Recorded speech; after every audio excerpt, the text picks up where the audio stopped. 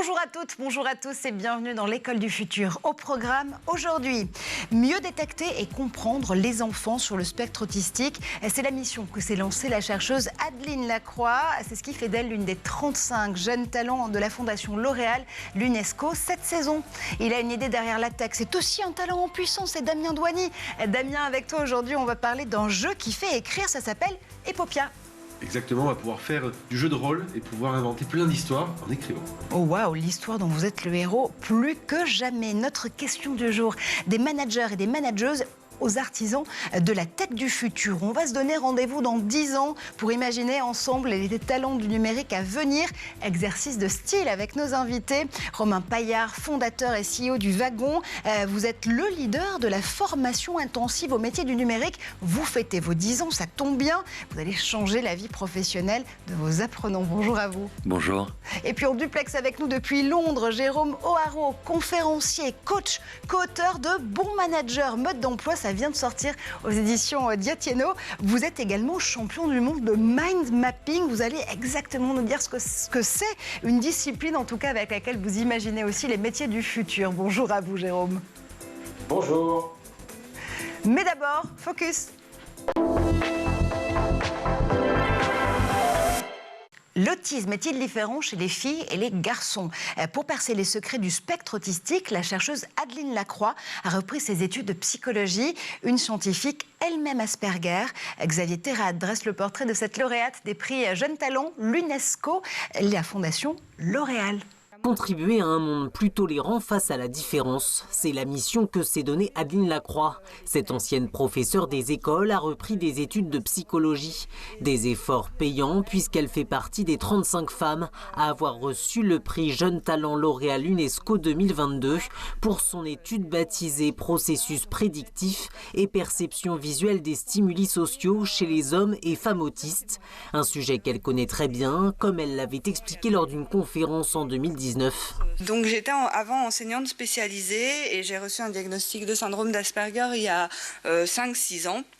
Et à la suite d'un certain nombre de difficultés, bien entendu. Et ce qui m'a fait totalement changer de voie. Et j'ai repris tout un cursus de psychologie, neuropsychologie et neurosciences. Et je suis maintenant donc en thèse en psychologie et neurosciences cognitives. Et forcément, je travaille sur l'autisme, donc c'est ce que je souhaitais. Un profil scientifique qu'elle avait longtemps mis de côté avant de s'y replonger. Les recherches d'Adeline Lacroix permettent notamment de mettre la lumière sur l'autisme chez les filles, qui existe également, même s'il semble moins répandu. Il semblerait aussi que le nombre de filles autistes ait longtemps été sous-évalué, notamment dans l'autisme sans déficience intellectuelle. À l'heure actuelle, en prenant en compte cette sous-évaluation, on estime que le sexe ratio serait d'environ 3 garçons pour une fille. Le travail de cette doctorante à l'université Grenoble-Alpes, au laboratoire de psychologie et neurocognition, est de rechercher s'il existe des spécificités chez les femmes autistes qui seraient différentes de celles des hommes. Les recherches tendent à montrer que la présentation de l'autisme chez les femmes pourrait être légèrement différente, voire un peu atténuée. Par exemple, leurs intérêts semblent parfois moins atypiques ou encore elles peuvent montrer davantage de motivation sociale ou avoir des interactions sociales de meilleure qualité.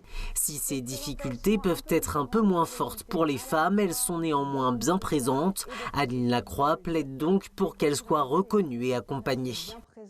Et tout de suite, on se donne rendez-vous dans 10 ans. On va imaginer les métiers du futur et notamment de la tech. C'est le talk, première partie. Et à nos côtés aujourd'hui pour en parler, Romain Paillard, fondateur, CEO du Wagon, le leader encore une fois de la formation intensive, des bootcamps, on dit en bon français, des métiers du numérique. Vous fêtez vos 10 ans, on va en reparler dans un instant. En Skype aussi avec nous depuis Londres, Jérôme O'Haraud, vous êtes conférencier, coach, co-auteur de ce nouveau guide qui vient de paraître chez Diateno, Bon Manager, mode d'emploi. Vous allez nous donner toutes les clés. Vous êtes également champion du monde de mind mapping. Vous le savez, c'est vraiment quelque chose qui m'intéresse. On jouera justement avec vous à cette cartographie mentale dans la deuxième partie de l'émission. Mais d'abord, si je vous dis quels sont les métiers du futur? Alors, vous le savez, c'est un chiffre qu'on adore dans cette émission. 80 à 85% des métiers de 2030 sont encore en cours de création d'imagination. Romain, quand vous avez monté le wagon il y a 10 ans, vous imaginiez pouvoir aujourd'hui dispenser des formations sur des métiers qui existent déjà en 2023 ? Alors non, on l'imaginait pas. Quand on a lancé le wagon, on était vraiment que sur du développement web, des métiers qui existaient à l'époque, qui étaient quand même très peu connus à l'époque et qui n'avaient pas aujourd'hui la notoriété qu'ils ont. Mais non, on n'imaginait pas du tout qu'on finirait par mener des formations en data science, data analysis, etc. Tout ça, c'était vraiment très loin et c'était pas vraiment des métiers en fait. Data scientist, c'est un métier, mais dans la Silicon Valley pour quelques sachants, quoi, mais quelques personnes dans la confidence. Mais c'était pas vraiment un métier connu du tout du grand public.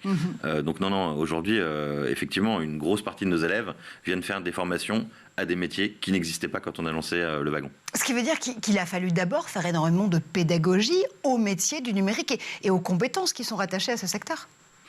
Alors oui, nous on a depuis le début du wagon, on a eu une approche qui était assez global en fait sur ces métiers-là. L'idée c'est qu'en fait, en sortant du wagon, c'est assez court, ça dure 9 semaines. En sortant du wagon, on puisse être recrutable, qu'on puisse lancer son entreprise, qu'on puisse avoir une activité de freelance. Donc il y a un certain nombre d'éléments qui doivent être remplis pour qu'un métier soit un métier chez nous en fait. Et typiquement, il y a une difficulté qu'ont la plupart des écoles qui forment à ces nouveaux métiers, c'est qu'il ne faut pas être trop en avance de phase, trop en retard de phase. C'est-à-dire qu'il faut faire attention au buzz, à toutes les tendances, etc. Il ne faut pas se lancer tête baissée dans un nouveau métier qui n'est pas encore vraiment un nouveau métier. Il faut attendre que le marché existe et se crée. En revanche, il ne faut pas être trop en retard parce que c'est des marchés qui sont en besoin et qui sont en tension très fortement et il faut être en mesure de leur fournir des profils pertinents. Je vais encore faire du très mauvais franglais, il faut être time to market, comme si on était en train en fait de mettre au point un produit. On peut imaginer aujourd'hui, d'ailleurs Jérôme, je fais aussi appel à vos qualités d'imagination en matière de métier du futur, on peut imaginer aujourd'hui qu'un métier, il faut savoir le marketer, en parler, le vendre à ses futurs talents de la même façon qu'on pourrait le faire pour un produit, par exemple, Jérôme ? Exactement, d'autant plus qu'aujourd'hui, on peut observer 3 tendances. J'aime bien parler de ces 3 tendances. On a des métiers, mine de rien, disparaissants, qui sont totalement transformés par tout ce qui est intelligence artificielle, 4e révolution industrielle.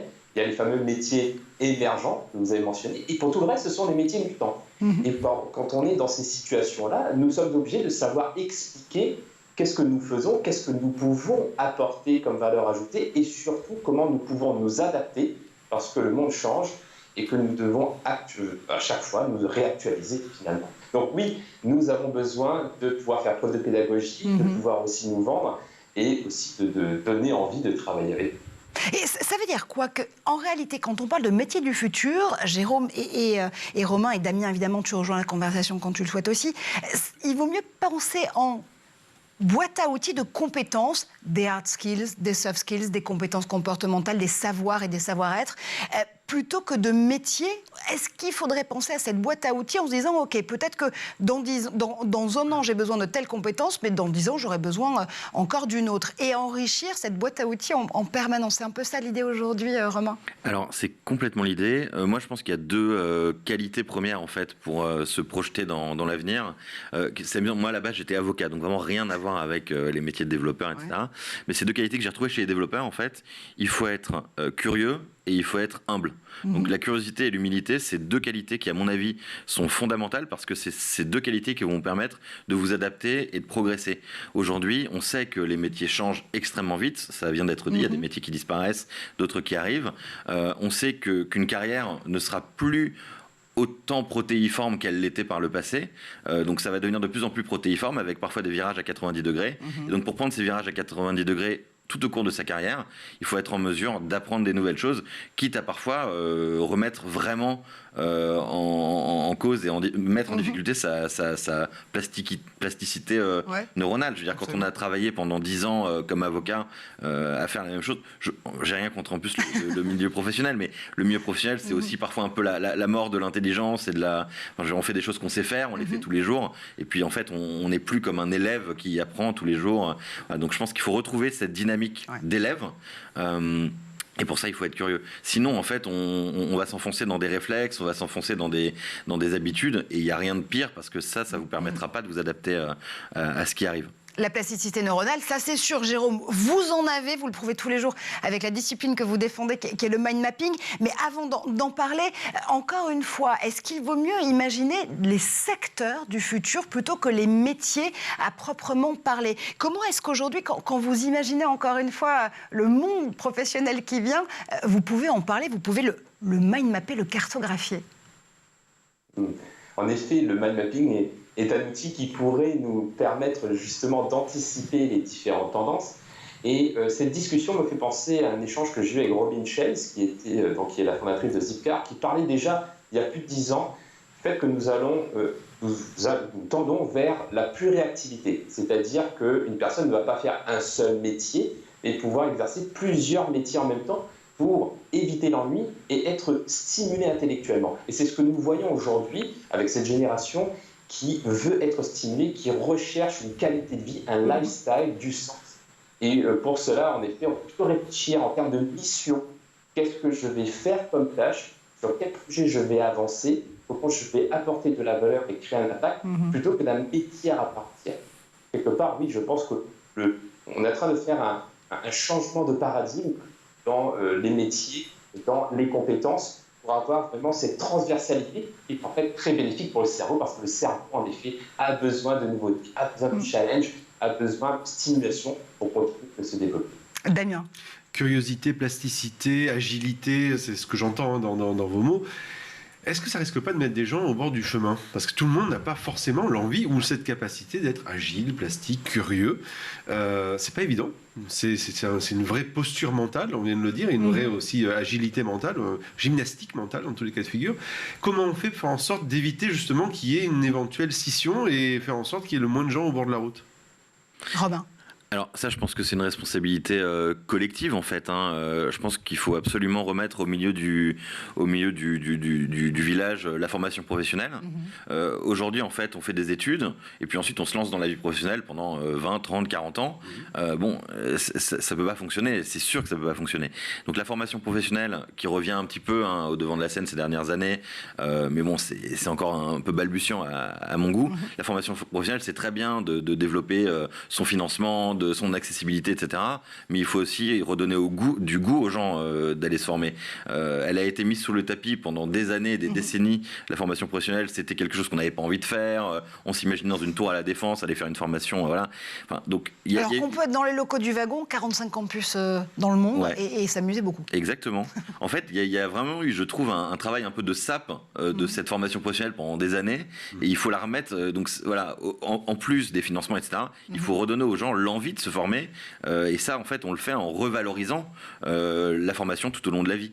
Et c'est quelque chose. La formation tout au long de la vie, c'est génial. En fait, sur notre fiche de paye, on paye pour être malade, pour vieillir, pour éventuellement perdre son emploi ou pour se former. C'est les 4 droits sur lesquels la fiche de paye intervient. Il n'y en a qu'un seul qui est actif. Les autres sont tous passifs. Donc c'est celui-là sur lequel il faut faire levier, sur lequel il faut donner de l'envie. Et au moment où justement la polémique sur la réforme des retraites est en train de s'amplifier, est-ce que finalement c'est aussi la façon dont on devrait envisager nos vies et nos carrières professionnelles, pas tant en termes de 43 annuités pour pouvoir prendre une retraite à taux plein, mais plutôt en termes de c'est ici et maintenant que ça joue, donc comment est-ce que je vais vivre cette carrière tout au long de la vie et la faire évoluer au fur et à mesure? Alors c'est sur la retraite, moi je me prononce pas, mais globalement ce que je vois c'est que il y aura des métiers plus faciles que d'autres, toujours. Donc tout le monde n'est pas amené à devenir développeur, à devenir data scientist, etc. Il y a toujours des métiers qui vont être des métiers pénibles, des métiers difficiles, des métiers mal payés, etc. Donc ces métiers-là, il faut faire très attention à eux. Les gens qui ont entre guillemets le luxe de pouvoir faire des métiers comme ceux auxquels on forme, etc. À mon avis, c'est des gens qui de toute manière vont être dans des métiers passion la plupart du temps, et c'est l'idée en fait. C'est exactement ce dont on parlait à l'instant, c'est-à-dire donner envie aux gens de se former, envie aux gens de se challenger parce que ça donne du plaisir. Jérôme, justement, quand on entend les réponses de Romain et les interrogations de Damien, on se dit que finalement, c'est pas forcément l'IA ou leur robotisation qui est en train de faire évoluer aussi ces emplois, c'est peut-être les humains eux-mêmes qui devraient plus songer, encore une fois, à cette agilité, à la façon dont ils peuvent repenser leur carrière tout au long de la vie. En effet, c'est vrai qu'en tant qu'humain, nous avons une responsabilité par rapport à ce monde qui change, et le changement est inévitable.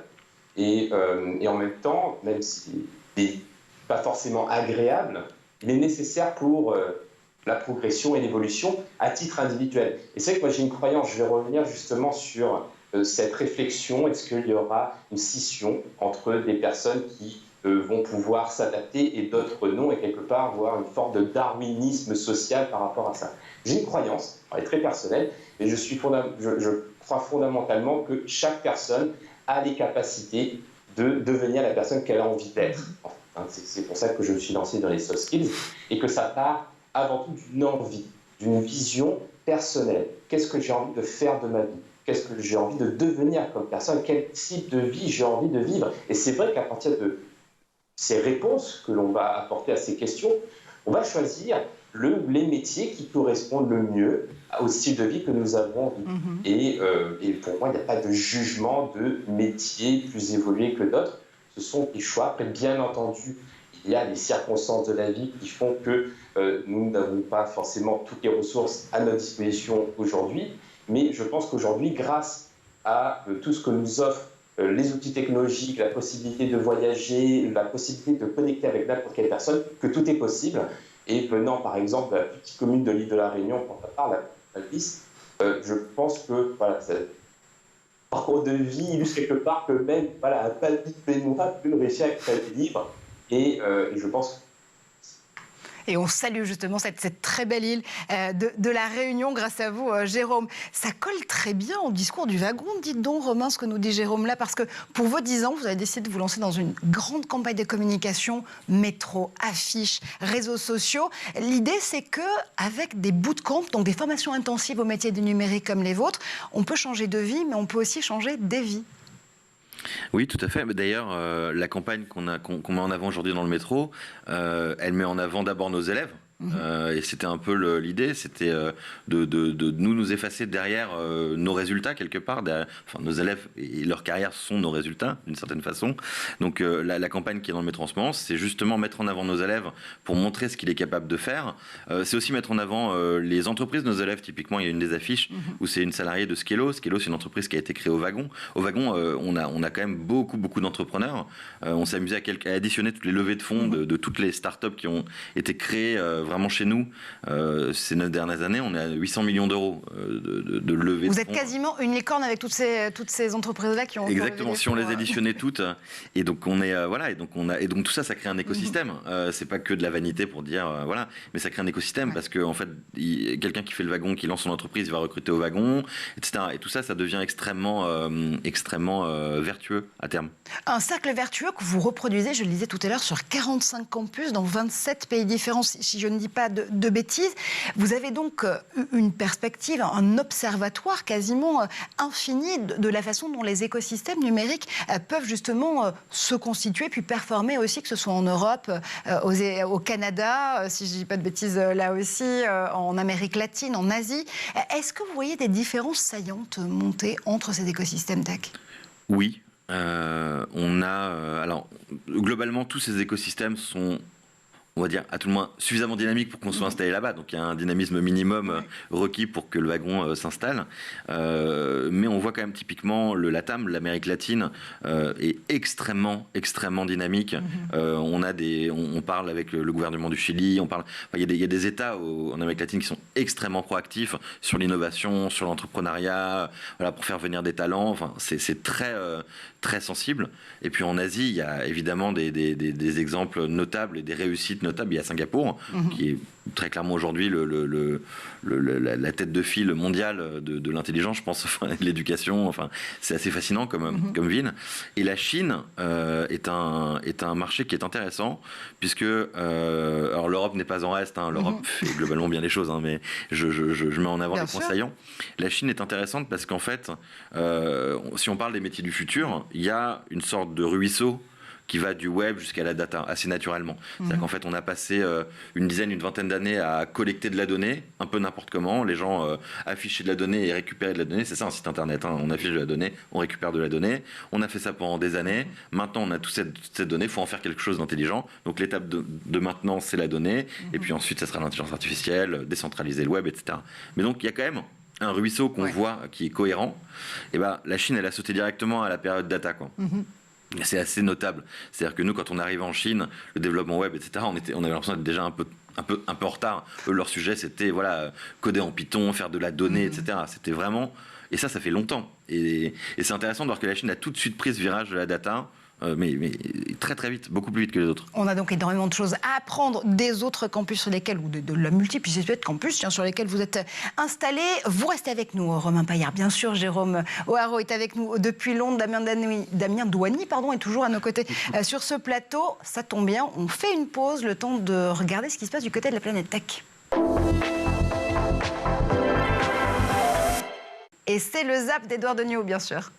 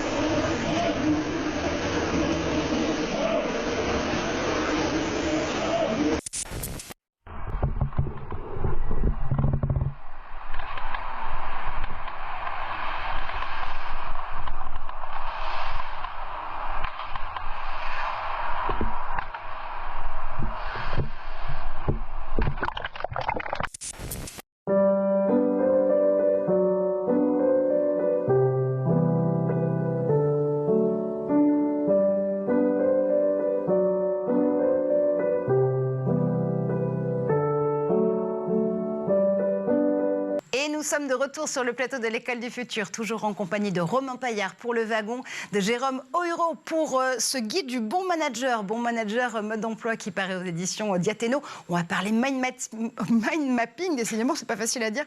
Dans un instant, je vais m'acheter une diction et on retrouve tout de suite Damien Douany pour son idée derrière la tech. Marjorie, est-ce que quand tu étais petite, tu attendais avec impatience de recevoir du courrier? Oui, c'est vrai, ça m'est arrivé. J'ai cet âge où j'ai reçu du courrier, c'est vrai. Oui, bah c'est ça. Eh ben, moi aussi, quand j'étais enfant, au moment des grandes vacances, je guettais tous les jours la boîte aux lettres afin de voir si j'avais reçu une enveloppe dans laquelle il y avait une carte postale qui avait été glissée par l'un ou l'une de mes amis et avoir cette délicieuse sensation de lire les mots de quelqu'un qui avait pris du temps finalement pour m'écrire et pour donc finalement quelque part penser à moi. Eh ben, c'est un peu de ça dont je vais vous parler aujourd'hui. Des aventures épistolaires dont vous êtes l'héroïne ou le héros. Et derrière cette idée un peu folle de réhabiliter les échanges par lettres interposées, il y a une personne qui se cache qui s'appelle Rémi Perla. Alors Rémi, c'est un ancien dyslexique et qui s'est souvenu de l'excitation qu'il avait eue procurée par une lettre qu'il avait reçue à son nom à 8 ans. Alors c'était pas du tout une jolie histoire, une carte postale, c'était juste une pub. Je ne sais pas si vous vous rappelez de ça, dans lequel vous aviez une pub pour un concessionnaire et vous avez gagné une voiture et il y avait une clé qui était collée dedans. Wow. Bon ben lui il a trouvé ça cool, ça l'a amusé. Moi je vois très bien, je l'ai collectionné et donc il a répondu au concessionnaire. Il lui a pas répondu, mais voilà, ça lui a donné envie, lui qui était dyslexique, ça lui a donné envie d'écrire. Ça lui a donné envie on va dire, de raconter quelque chose, et c'est de ça dont il s'est inspiré. C'est comme ça donc qu'il a eu l'idée d'Epopia, qui est la solution dont tu nous parles aujourd'hui. Exactement. Alors Epopia, c'est la solution dont on va parler dans quelques instants. Il a voulu créer un jeu de rôle. Ce jeu de rôle, il le destine aux enfants de 5 à 10 ans. Il y a 6 univers au choix. Et c'est uniquement, c'est ça la grande idée, uniquement basé sur du courrier postal. C'est la grande idée parce que vous le savez, hein, vous qui nous regardez régulièrement, je parle toujours que de digital, de machines, de choses diverses et variées. Et ben là, on va parler de papier. Tu vas faire plaisir à la Poste, dis donc. C'est exactement. La branche service courrier colis. Voilà, qui supprime le timbre rouge, tout va bien. On est dans le bon timing. Donc justement, c'est ça. À l'époque des écrans et des sursollicitations et du vol d'attention justement pour les plus jeunes, il a décidé de miser sur du temps long. Et c'est ça que je trouve intéressant. On le voit à l'écran. Les enfants, les parents, dans un premier temps, vont inscrire leur enfant. Ils vont choisir parmi un des 6 univers que leur propose Epopia. Ils vont personnaliser la première aventure en donnant des éléments clés, le nom, le prénom de l'enfant, ce qu'il aime bien, des choses comme ça. Et comme par magie, l'enfant va recevoir une première lettre à son nom, dans lequel il va trouver différents éléments qui lui permettent de commencer l'aventure. Donc dedans, on a des cartes, des diplômes, des autocollants, des cadeaux, des lettres de personnages. Tout ça a été pensé pour immerger immédiatement l'enfant dans l'histoire.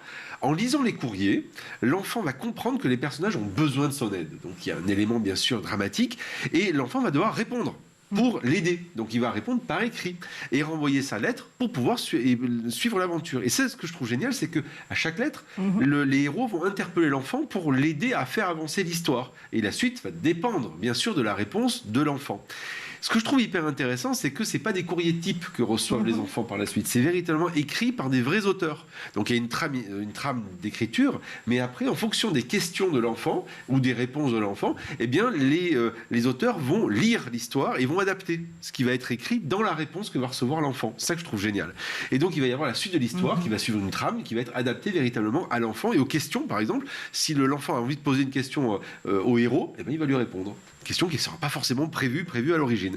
Et à la fin de chaque aventure, on a la possibilité de recevoir un livre. Donc on peut acheter le livre dont vous êtes le héros, qui reprend l'ensemble des échanges épistolaires qu'aura pu avoir l'enfant avec les héros et le dénouement de celle-ci. C'est absolument fantastique. On est médusé avec Romain. On est en train de se dire, mais on voudrait nous aussi pouvoir souscrire à Epopia. Dis donc, on trouve quoi comme univers d'ailleurs? Alors on peut sauver un royaume, une réserve naturelle, on peut retourner au temps des dinosaures, on peut donner un coup de main au Schtroumpf pour sauver la forêt du nuage toxique de Gargamel. On peut ça vous parle vachement, Romain, j'ai l'impression. J'aime bien les Schtroumpfs. On peut sauver Paris avec Miraculous aussi. Et puis les joueurs aussi vont recevoir des petits cadeaux, badge de l'amitié, des colliers, des diplômes, des choses comme ça. Et puis ce que je trouve intéressant, c'est aussi un rapport très direct avec notre émission, l'école du futur, c'est qu'ils font ça aussi pour les scolaires. Notamment, ils ont sorti fin de l'année dernière une histoire donc qui est vraiment destinée aux élèves d'une trentaine de classes de primaire. Et l'idée, ça s'appelle la découverte du 7e continent. Et là, qu'est-ce qu'on découvre au 7e continent? On doit faire une enquête journalistique. L'idée, c'est d'apprendre ce que c'est que les fake news. C'est d'apprendre le principe des infox, de faire en sorte de comprendre, de faire des recherches pour comprendre si est-ce que c'est une vraie histoire ou pas, et comment on arrive à faire ça. Et donc, c'est le même principe, mais adapté à une classe. C'est absolument formidable. Alors, pour un concept aussi formidable, il va falloir débourser combien, docteur Douani? Alors, pour le grand public, ça commence à 14,99 € par mois. Il y a des histoires qui durent en moyenne entre 6 et 12 mois, donc vous faites votre choix. Et pour les écoles, c'est 99 € pour une classe de 30 élèves pour une aventure d'un trimestre. Bon, bravo. J'ai envie de dire, on achète, Romain. Moi, je suis très preneur. Oui, je vous vois, mais vraiment suivre avec beaucoup de plaisir et gourmandise. Ça lui plairait beaucoup. Voilà. Alors vous avez des bons de commande là sur la sortie. Ça tombe bien. Alors, Epopia a plein de nouveaux clients. Non, je n'ai aucun intérêt, je précise quand même. Moi, j'ai trouvé ça, c'est pareil, la même chose. J'ai pensé à ma fille, je me suis dit, mais c'est génial comme idée. Et puis ça la sort des écrans, ça développe autre chose. Je trouve ça super. Et justement, en parlant de sortir de l'écran, alors c'est un peu paradoxal parce qu'encore une fois, le wagon, c'est ces formations bootcamp qui depuis 10 ans préparent justement les futurs talents du numérique à leur reconversion dans les métiers de la data, de la science des données, du développement, de l'UX designer, beaucoup de choses de ce type-là. C'est bien quand même parfois de sortir le nez de l'écran, Romain. C'est fondamental. Je pense que c'est pas parce qu'on travaille dans des nouvelles technologies qu'il faut nécessairement garder le nez dans l'écran toute la journée. Après, je pense que l'image aussi des gens qui travaillent dans ces métiers-là, des profils qui travaillent dans ces métiers-là, a beaucoup évolué. Nous, quand on a lancé le wagon, il y avait vraiment cette image du geek, pardonnez l'anglicisme, dans sa cave, qui boit des boissons énergétiques et mange de la pizza. C'était vraiment une image très prégnante à l'époque. l'époque. Hein. C'est un peu vrai quand même. Non, c'est plus du tout vrai. Justement, c'est plus du tout vrai. Et puis on a contribué nous à casser un peu cette image-là. Non, aujourd'hui justement, tous ces métiers-là sont des métiers extrêmement libérateurs qui permettent beaucoup d'autonomie, qui permettent une vraie liberté de temps, de géographie. On peut travailler d'un peu n'importe où. Donc non, au contraire, c'est des métiers qui permettent d'aller découvrir le monde de plus en plus facilement. Allez, on sort le nez de l'écran et cette fois-ci, pour la deuxième partie de cette discussion, on va vous proposer de mettre votre cerveau en action pour construire une cartographie mentale. On en parle notamment avec Jérôme Auharo dans un instant. Romain et Damien restent évidemment avec nous. Et vous le savez, aujourd'hui, on parle de ces métiers du futur, mais pas que, avec Romain Paillard pour Le Wagon, Jérôme Auharo en duplex depuis Londres pour Bon Manager, mode d'emploi, ce livre qui vient de paraître chez Diathéno, et Damien Douany. Jérôme, j'avais envie de reprendre avec vous parce que, je le dis depuis le début de cette émission, vous êtes champion du monde d'une discipline très particulière qui s'appelle le mind mapping. Vous organisez d'ailleurs vous-même ces compétitions notamment. Concrètement, le mind mapping, ça veut dire quoi? Il faut s'imaginer une cartographie mentale qu'on va pouvoir mettre au point au fur et à mesure. Exactement. Donc, le mind mapping, carte mentale en français, est un outil qui a été créé par Tony Buzan, qui, dans les années 60, se posait la question comment apprendre? Parce qu'il faisait des études, mais on ne lui a jamais appris à apprendre. Et en faisant des recherches, en s'inspirant notamment des plus grands cerveaux de notre histoire, comme Léonard de Vinci ou Albert Einstein, il a réussi à conceptualiser une méthode qui consiste à structurer l'information de manière visuelle. Donc, si par exemple on veut faire une mind map, déjà il faut commencer par une feuille en format A4 ou A3 d'ailleurs, et de la voir en format horizontal, parce que notre champ de vision est beaucoup plus développé de manière horizontale que verticale. Et ensuite, on va mettre au centre de la feuille ce qu'on appelle l'idée centrale, le cœur de notre sujet. C'est comme si on faisait une dissertation avec le grand titre. Et à partir de là, eh bien, on va pouvoir poser nos idées. Et donc, c'est vrai qu'à l'origine, c'était un outil purement analogique, donc avec la feuille, les stylos, etc. Et aujourd'hui, grâce aux nouvelles technologies, grâce aux travaux que font par exemple avec le Wagon, on développe des outils technologiques qui permettent aujourd'hui de faire des versions numériques de ces cartes. Vous avez pu voir un extrait à l'écran, avec des outils qui permettent de conceptualiser beaucoup plus rapidement l'information. Donc c'est un outil polyvalent, qui permet d'apprendre, qui permet de mémoriser, qui permet de synthétiser, et qui permet aussi de développer sa créativité. Donc c'est un outil super. Et oui, en effet, il y a des compétitions de ce type-là et une vraie communauté derrière. Et ça veut dire qu'on peut utiliser cette méthodologie du mind mapping, de la carte mentale à tout âge. On peut devenir des héros en façon Prison Break de la cognition, quel que soit justement notre degré aussi de plasticité neuronale. On en parlait tout à l'heure notamment avec Romain Paillard. Alors, c'est vrai que cet outil, comme c'est un outil très coloré, très fun en fait à développer, c'est très stimulant pour le cerveau, il est accessible à tout âge. Et notamment dès le plus jeune âge, et par exemple dans nos compétitions, au championnat du monde de mind mapping, nous avons déjà des enfants dès l'âge de 6 ans qui commencent à participer, à créer les cartes. Donc c'est vrai que dans ces compétitions, il y a 3 épreuves au championnat du monde de mind mapping. Une épreuve de carte mentale d'un discours, il y a un orateur qui fait un discours et on doit retranscrire ça sur une feuille. Une mind map d'un texte, comme un magazine, et une mind map créative. Là, on fait sur le sujet qui nous plaît. Et c'est vrai que on peut voir que finalement, les enfants se débrouillent très bien parce qu'ils sont moins, on va dire, enfermés dans une boîte et ils ont la créativité beaucoup plus en ébullition. Après, par rapport à la plasticité cérébrale, les études liées au cerveau, donc la neuroscience, montrent que la plasticité cérébrale, le fait de continuer à développer notre cerveau, de connexion synaptique, continue malgré l'âge. En revanche, comme pour le sport, vaut mieux s'y prendre tôt. Donc, jamais trop tard pour bien faire. Comme le proverbe chinois, le meilleur moment pour couper un arbre, c'était il y a 20 ans. Le deuxième meilleur moment, c'est maintenant. Et c'est la même chose pour les sports du cerveau, comme le mind mapping. Et c'est ça que je fais. Et le meilleur moment pour Damien Douany pour poser cette question, c'est maintenant aussi. Eh bien, très bien. Jérôme, oui, moi j'utilise le mind mapping depuis plusieurs années, notamment sur tout ce qui est créativité. j'ai quand même l'impression qu'il faut à la fois être créatif, donc autrement dit avoir une ouverture d'esprit, les enfants sont très bons là-dedans, ils n'ont pas tous nos filtres, et à la fois il y a quand même une logique d'esprit, on va dire peut-être en escalier ou d'à propos, et quand même une certaine structure. Il faut arriver à être synthétique pour arriver à avoir le bon équilibre. Je synthétise bien les choses ? Tout à fait. Donc Tony Buzan, quand il présentait le mind mapping à l'époque, il présentait cet outil comme une manière d'utiliser les deux hémisphères du cerveau. Donc à l'époque, on parlait encore du cerveau gauche qui était plus structuré, rationnel, organisé, et le cerveau droit qui était plus créatif et émotionnel. Et on se rend compte qu'en effet, on peut prendre un autre prisme de lecture de l'humain, comme les intelligences multiples de Ralph Gardner, ou que la carte mentale, le fait de créer une mind map, permet de mobiliser plusieurs formes d'intelligence, comme l'intelligence visio-spatiale, le fait d'utiliser des couleurs, de dessiner et de placer l'information sur la feuille, mais aussi l'intelligence logico-mathématique, comme vous venez de le mentionner, parce que ce n'est pas qu'un exercice créatif, c'est un exercice intellectuel de synthèse et de structuration de l'information, et aussi l'intelligence verbale linguistique, parce que quand Tony Buzan a créé le mind mapping, pour lui c'était très important de respecter la règle du un seul mot par branche.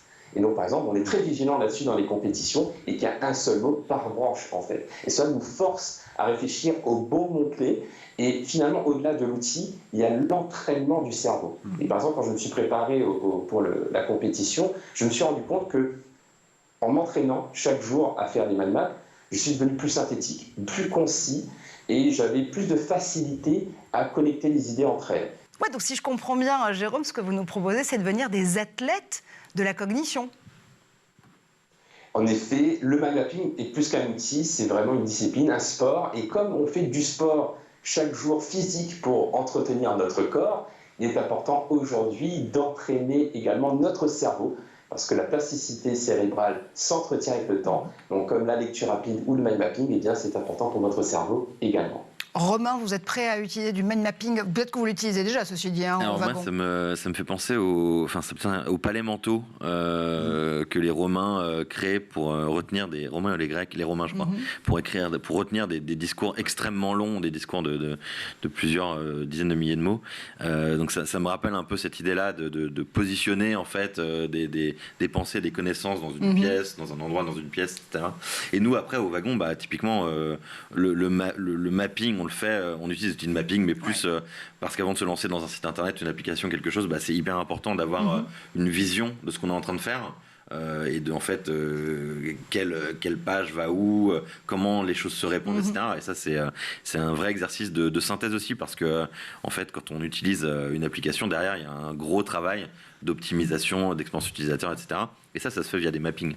Et cette vision, justement, dont nous parlait Romain, Jérôme, vous l'avez, vous sortez littéralement les managers de l'Antiquité avec ce guide donc aux éditions Diathéno, Bon manager, mode d'emploi, devenez le leader dont vos équipes ont besoin.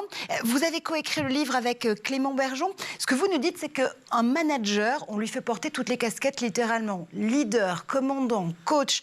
Et si, c'est tout juste, en fait, si on ne lui demande pas de faire le café, n'est-ce pas, à ses heures perdues, mais comment est-ce qu'on peut endosser tous ces rôles à la fois? Est-ce que d'abord c'est humainement possible? Et si oui, quel est le bon mix? Où est-ce qu'on met le curseur? En effet, le manager, c'est déjà une position hiérarchique. Mais ça ne suffit pas, en fait, pour manager. On se rend compte aujourd'hui, on a besoin d'avoir plusieurs grades de compétences qui permettent de mener une équipe. Donc il y a en effet cette posture de coach qui permet de faire grandir ses équipes, de pouvoir faire de l'empowerment, c'est-à-dire de faire grandir ses équipes et de leur donner le pouvoir, avec le questionnement, le fait d'être soutenant et d'être présent et d'être en fait quelque part un bon humain pour ses équipes. Et ça, on va dire que c'est 80% du temps de management, généralement, donc c'est de dire qu'on va passer la plupart du temps à faire ça. Pour ce qui est la casquette commandant, mais c'est important aussi, parce que parfois on a des situations de stress et on a besoin de trancher, on a besoin de prendre des décisions, on a besoin de dire avec clarté et avec fermeté quoi faire, ou même parfois recadrer. Et ça, cette posture, c'est aussi nécessaire en termes on va dire, de répartition. On n'est plus sur du 20%, et finalement ce 80 plus 20 fait qu'on a une posture de leader. Et c'est vrai que le leadership, c'est d'avoir cette vision, c'est d'avoir cette posture aussi, cette capacité à communiquer et à embarquer l'équipe pour créer de la cohésion. Et c'est finalement ces trois postures qui vont aider l'équipe à avancer et faire en sorte que le manager ait son rôle au sein de l'équipe, pas au-dessus, pas au-dessous, ça bien entendu quand on est commandant, mais vraiment avec l'équipe pour la faire avancer. Romain, vous auriez aimé vous avoir comme propre manager ? C'est une bonne question. Non, je pense pas être un trop mauvais manager. À mon avis, je suis pas extrêmement organisé. En vérité, je suis pas très organisé. Mais humainement, je pense que je me serais bien entendu avec moi-même. Justement, Jérôme va pouvoir vous donner d'autres conseils. Être un bon manager, encore une fois, aujourd'hui, en 2023, c'est aussi se dire qu'on peut être manager de sa propre vie, parce que c'est vrai que Romain, notamment avec le wagon, forme des entrepreneurs et des entrepreneurs au métier du numérique, mais pas que, aussi des freelancers. Comment est-ce qu'on peut être manager à chaque étape de sa vie, Jérôme ?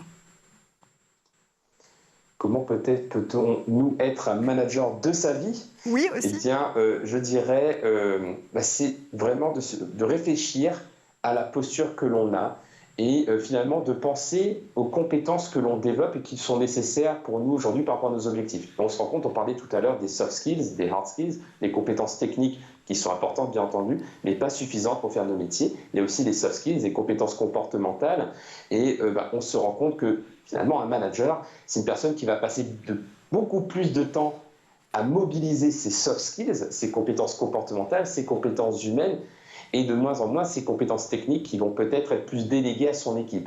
Donc je dirais que pour avoir cette posture de manager tout au long de sa vie, c'est aussi penser, alors bien entendu c'est pas que, c'est aussi penser à ses soft skills et avoir ces compétences comme des vraies compétences que l'on peut développer.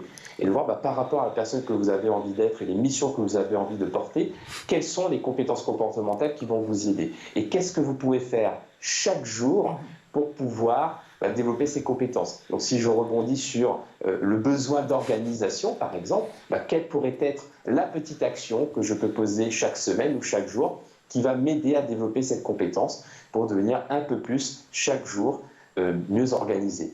Et donc le fait de trouver ces petites astuces vont faire qu'on va développer les compétences et ces soft skills vont intrinsèquement nous aider à devenir un meilleur manager.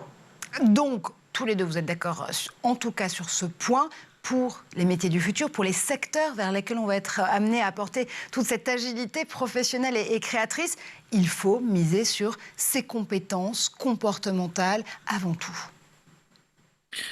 Pour moi, ça fait vraiment pas l'ombre d'un doute. La vérité, c'est que au quotidien, en fait, il faut avoir du plaisir dans ce qu'on fait.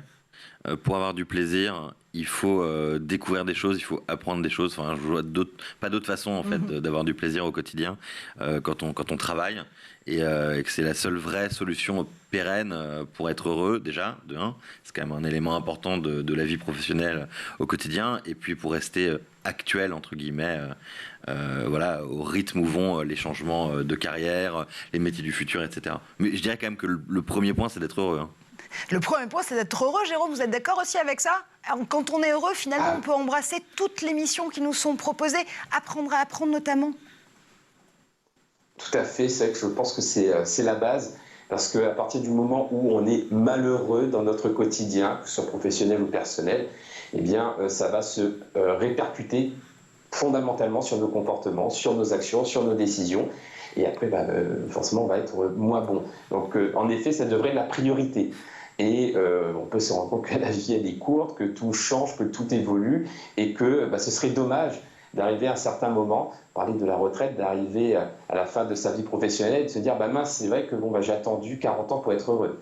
Donc, peut-être que je suis un peu provocateur, mais en effet, pour moi, la priorité pour chaque personne, c'est de voir ce qui me rend heureux et comment je pourrais faire les choix de vie qui vont m'aider à être le plus souvent heureux. Bien entendu, c'est difficile d'être constamment heureux, mais en tout cas, si je peux me créer une vie qui va me générer le plus de bonheur régulièrement avec le plus d'intensité possible, alors ce serait une belle vie.